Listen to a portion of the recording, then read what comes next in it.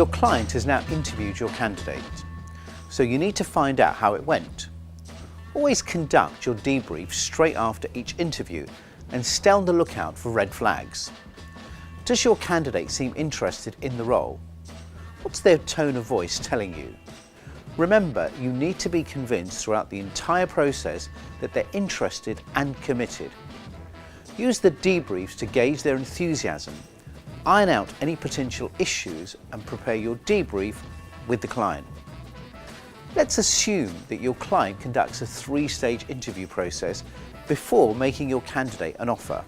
In the first half of this module, we'll look at how to debrief your candidate after their first interview. In the second half, I'll show you how to debrief your candidate after the second and third interview. After the first interview, I would ask the following questions. How did the interview go, and how long were you there for?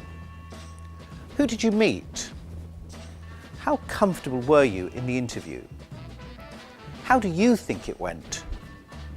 What feedback did the client give you? How did the interview compare to your expectations? How did they describe the role to you? What would you do differently if you met them again? How confident are you in your ability to do the job? How did they close the interview? Did they discuss salary expectations with you? Now reconfirm the salary to make sure the candidate is comfortable with the package on offer. I would say something like, you'd said you'd take $47,000 for the right opportunity.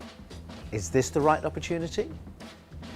If the candidate wants more money, you need to understand why. From here, you can make a call as to whether you can and should secure an increase with your client. Remember, candidates will ask for more money if their interest levels have dropped. If they'll take less, you know they really want the role. In most markets, client will rarely make an offer after the first interview. At this stage, you need to work out whether the candidate wants to continue in the process. It's not a matter of them telling you yes or no. You need to be convinced of their commitment to the role. At the end of the debrief, use this tactic to confirm how they feel about the opportunity. It's likely that other candidates that you're working with would also be interested in the client for this role and also keen to meet with them. So you could say something like, I have 2 other candidates who are extremely interested in interviewing at this company too. Should I hold back in sending their CVs to my client, providing you're committed to the role? Candidates that want the job certainly won't want any competition. If you reach this stage and your candidate isn't fully committed to the opportunity, then let them digest the interview and all the information they have over the next 24 hours. Then arrange a time for them to call you that following day.